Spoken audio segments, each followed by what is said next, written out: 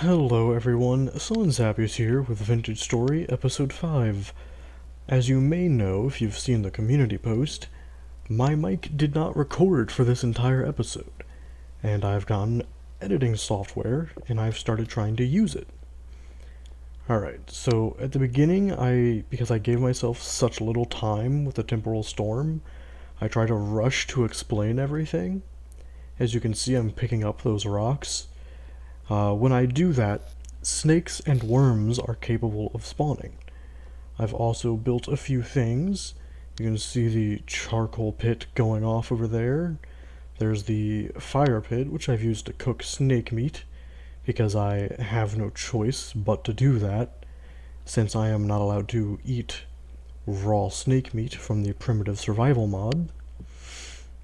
And not only that, the blackcurrant berry bush is now flowering. And we are in the month of June. But yeah, so long as I'm placing the rocks on soil, I can ultimately get infinite food. I can also get worms, which I do have to eat every now and then. It's not very pleasant. Also, this is me going through and more or less saying, hey, I want to try to get this, not realizing that that is sand and not gravel. I spent a lot of time this whole episode thinking I was about to start getting more dirt. Yeah, that is not the case. I wish that it was. And there's also me giving a better example of snakes being able to spawn, and that is one of the few times that the pit viper does not instantly try to chomp on my toes, so it's always fun. I have a script that I am also loosely following. So I ended up trying to sleep through the temporal storm, and yes, I'm lighting that other torch because I still don't know if extinguishing and then relighting them resets the timer on them. And be warned, I open the map at some point, which is going to be very bright. Like, I think I open it right after I wake up, because the temporal storm is still ongoing, because going to sleep once does not get it to stop. And I do, yeah, so when I wake up, I extinguish both of the torches, because I make a mistake and don't realize that they'll just stack on top of each other. But I cut that out, so you just see me holding, well, not holding it, it's on the wall and lit. Alright, so this is also me explaining that the map is, I was trying to explain the map is, I wrote it down somewhere. I know that I did. It's like, I think 33 from east to west, and 47 top to bottom, I think. I will verify that in the next episode, though. But yeah, I went upstairs. I don't know if I've done that yet in the, yeah, here it is. And I see not just that bow torn, but that one too. And I decide that is enough for me to just hide in the room. And I'm like, I'm not going back out there till this is done.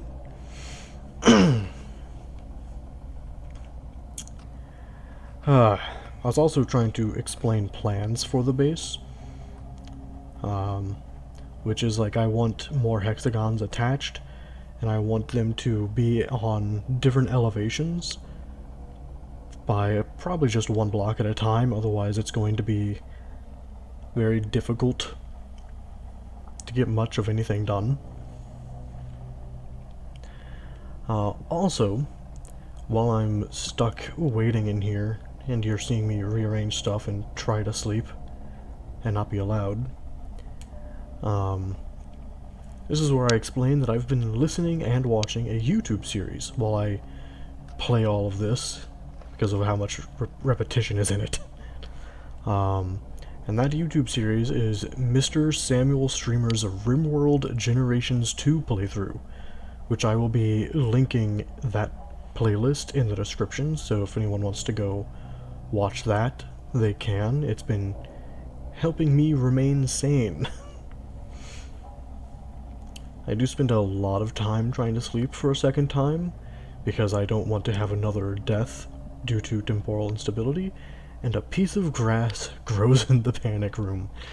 And not gonna lie to you, that grass made me jump. I was not expecting it. And then, you know, I get down to my last piece of snake meat, and I eat it, and I'm like, alright, I'm gonna try to sleep again, or I might just die. And it lets me sleep. Also, you might notice my health is lower. That's because I tried to go back out, and, you know, a bowtorn smacked me.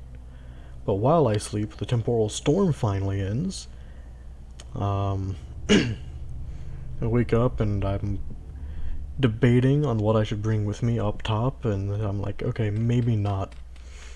Keep my inventory clear, because if I don't have an empty hand, I cannot pick up either stones or snakes. And also, yes, there is rot in there. This is me more or less finding out that, hey, my concern about not being able to place multiple pieces of rot in the same spot, yeah, turns out that was a valid concern. And I just temporarily store the rot in there and put away the grass. I gotta scroll down on all the script that I'm barely referencing. More or less, I decide, hey, well, yeah, I did this too. So I need a lot of grass because I need to start the pit kilns pretty badly. Because I'm getting more and more concerned about the pickaxe breaking. As you can see, I was growing the cattails, and I'm not sure if this is just me tricking myself, but I don't think that tall grass that I can cut grows on the grassy soil, so I have taken to breaking it and replacing it whenever I see it, or realize that it's there. I think I just saw that I ignored some of it. Whoops. But yeah. Let's see here. So yeah, a lot of my notes are just explaining how I get stuff from the rocks and how it's usually nothing. Also, yes, I threw the fishing hooks away because I can't use them. I won't be able to use them until quite a bit later, once I have a very large stockpile of cordage and cattails, things like that. Which currently I'm in like a crisis with the cattails, but more on that in a little bit. So typically these stones, they just drop nothing. It'll just be, hey, you have a stone. And I've decided to try to edit out a lot of that. Here you will get to see the benefits of the No Charcoal Lost mod. The one stack of firewood I put in there turned into a full 8 layers of charcoal. Every 32 things of firewood that I do that with will always turn out that way. And I also have another mod called a Tad More Charcoal, which gives me a chance. It's a 50% chance for it to drop 1 or 2 charcoal. Also, this is the snake that got out of the rock earlier. I thought that it had jumped out off of the map, so I was like, "Wait, what in the world is this thing doing down here?" And no, I do not cook the rot or burn it. Also, this that I just placed was supposed to be a field to farm grass. That is not what it became. It became the pit kiln location. And here's me realizing, hey, I should put these sticks down to clear out inventory space. So, you know, I do that, and I climb back up, and I'm pretty sure that right here is where where this tree grows. Yep. I edited a bunch of stuff out, so I was like, is this now or is it later? And yeah, I decided to turn this into the pit kiln location, which I also put a roof over because I know that rain can extinguish them and make them take far longer. Man, I can't... I apologize, I can't escape the yawns, even when I'm just doing a voiceover on a video that bugged out. It wasn't really the video that bugged out, OBS just didn't pick up my mic. So as you can tell, the first thing I'm doing is the pickaxe mold, because that's gonna break very soon. You know, I use the torch to ignite it because that seems to ignite much faster, in my experience. Now, I also will be, like, it won't be shown, but I do set up the other one for the cooking pot, yeah, it is the crucible, and the bowl that I have, all while deciding, hey, I should get that grass because I need the grass. As you can tell, I was very distracted during this whole recording, and that's because I got very happy that I was able to not starve to death anymore. And I did get a single tree sapling from this tree, but I'm like, I need more, so I chop it, hoping it'll give me another one, and it doesn't give me another tree sapling. I do get more though. I got enough to make more trees, because the other trees do grow. I think I edited it out. That might have been too many. I don't know the word for it. I edited them growing out of the video there. And also I need, like, I think that is me saying that I need an ingot mold, which I'm pretty sure I need 25 clay to do. And here's me deciding to attempt to build another thing to grow grass, to get more grass. I later turned that into a 3x1 charcoal location. And here's me finally planting the flax, because I need that to be planted so desperately. And also me finally using the shovel to get the charcoal, which yeah, you can't very well see the charcoal dropping.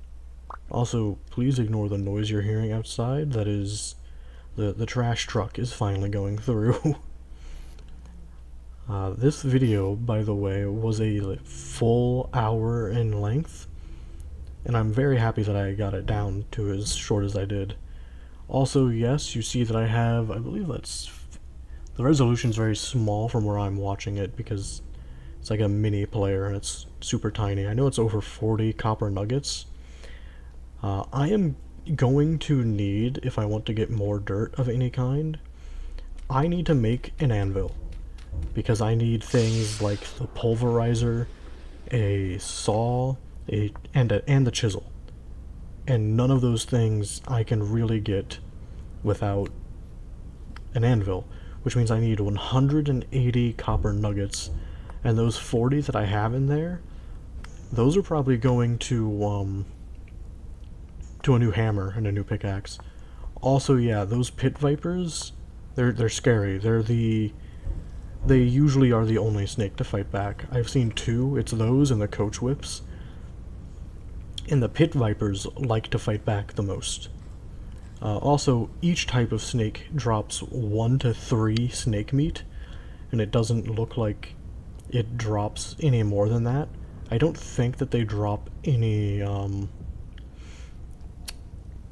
animal fat either. Also, yeah, I didn't realize right away that this was done, but I'm very glad that the bowl and everything got finished. This is one of the mods that let me actually use the food it provides in the bowl to make meals, so I'm very happy about that. That's something I'm gonna very much try to make use of. Also, I did look it up. The video is pretty much over. I did look it up. I am going to have to enable a trader that sells flowers and populated skeps. I don't know exactly how I'm going to do that yet, but I need to figure it out, or I'll just have to cheat in a populated skep and a single flower. But yeah, thank you very much for watching, everybody. This is much shorter than normal, I'm aware. Thank you very much for watching. Please leave a like, comment, subscribe, all the fun YouTube things with the bell icon. You know, the standard stuff that helps the channel grow. And I will see you in the next episode. If this does even better than the normal videos, I will try to edit more of them down to shorter.